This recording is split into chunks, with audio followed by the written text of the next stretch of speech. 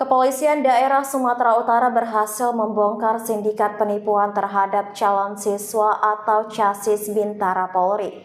Dalam pengungkapan ini, 3 orang tersangka telah diamankan dengan total kerugian korban mencapai lebih dari 1,4 miliar.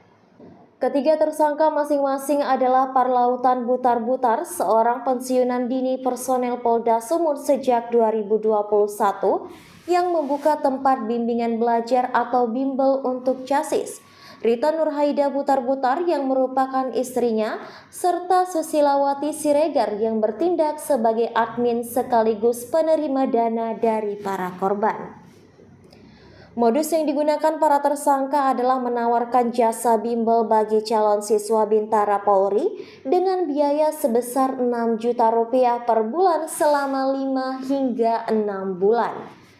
Anak-anak para korban diminta menginap di tempat bimbel untuk mengikuti pelajaran akademik hingga latihan fisik. Parlautan diduga menjanjikan para korban bahwa anak mereka akan diluluskan melalui jalur atau kuota khusus. Namun kenyataannya, setelah mengikuti seluruh proses dan membayar biaya yang cukup besar, anak-anak tersebut tetap dinyatakan tidak lulus seleksi. Kita semua, Dr. Robert Pak Irwaja, Pak Kalimas, dan Pak Polres Pak Mohri, dan rekan-rekan media sekalian. Mohon izin komandan, kami dari Ditreskrimum terkait kasus penipuan dan penggelapan ini, ya. Apa yang disampaikan oleh Pak Irwaja tadi, gerak cepat dari tim Itwasda, kami respon dengan merespon cepat LP yang sudah dilaporkan kepada kami. Untuk LP ada 5, ya ada 5. Ya, total tadi yang disampaikan oleh Pak Irwasda ada kerugian totalnya dari 5 itu 1,4 miliar rupiah. Sedangkan yang sekarang kita rilis ya terkait dengan LP 848, yaitu dengan pelapor Nurlina dengan kerugian 430 orang. Mohon maaf, adalah 430 juta rupiah. Kami jelaskan di sini ada yang sudah kita amankan, ya. Di sini ada 3 tersangka, ya. Yang satu inisial PHBN, ini mantan polisi di tahun 2021. Kemudian ada keluarga beliau, istrinya, ya, Buru Butar-Butar, dan di sebelah adminnya Bau Siregar. Adapun perannya tentunya para tersangka punya peran sendiri, peran masing-masing. Ya, kalau pelaku utama selain dia pensiunan polisi, ya, yang bersangkutan adalah pemilik bimbel, yaitu tempat pelatihan calon peserta masuk Bintara Polri dengan nama bimbelnya Maju Bersama yang ada di Selambung. Ya. Kemudian sedangkan dalam kegiatannya, ya, si pelaku utama ini hanya cukup sekali aja ketemu dengan para korban, dengan orang tua peserta. Kemudian ditindaklanjuti oleh istri dan adminnya, sehingga transaksi keuangan itu kemudian langsung orang tua peserta kepada istri dan admin yang Guru Siregar. Adapun untuk bimbel ini, rekan-rekan sekalian, sudah berlangsung dari tahun 2015 dan sampai di tahun 2024. Perlu kami sampaikan, ya, apa yang sudah kami dapat dari para korban, mereka ini yakin yang pertama, pelaku utama ini merupakan mantan anggota polisi. Yang kedua, bimbelnya ini adalah milik pelaku utama yang sudah berlangsung berarti lebih kurang 9 tahun. Jadi motif di sini tentunya tersangka, kami sampaikan motifnya adalah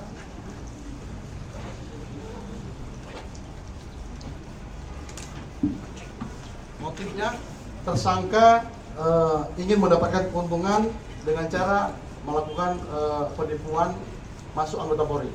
Sedangkan modusnya, kami sampaikan di sini, ya, tersangka menjanjikan bisa membantu masuk anggota Polri jika para peserta sebelumnya wajib menjadi peserta bimbel di bimbel Maju Bersama milik tersangka. Kira-kira demikian. Terima kasih. Mungkin ada pertanyaan. Kalau tidak lolos akan kembali ke uang 100% Nah, nanti akan kita dalami. Kenyataannya 5 korban itu membuat laporan yang diawali dengan berita di TikTok terhadap praktek ini. Nah, Pak, ada kesulitan nggak sih Pak dalam mengungkap kasus seperti ini, mengingat setiap hari ada press meeting juga ada kasus-kasus seperti ini? Ya, saya rasa yang paling utama adalah korban ya. Kadang-kadang korban itu tidak melapor sehingga kita kesulitan mendeteksi kejadian-kejadian ini. Tapi yakinlah bahwasanya Bapak Kapolda, Polda Sumatera Utara tetap untuk mengantisipasi kejadian tersebut. Ya, terjadi dengan hari ini kita bisa mengungkap kejadian tersebut. Pak, yang bersangkutan tersangka utama ini ada menjual pejabat tertentu nggak dalam prakteknya? Ya, nanti kita dalami itu materi dari penyidikan. Bujuk rayunya apa gitu kan? Namanya juga bujuk rayu kan? Masing-masing kan berbeda-beda nih korbannya. Misalnya ngaku kena jenderal misalnya. Enggak. Bujuk rayunya mereka memberikan garansi ya, lewat jalur khususnya dapat diterima.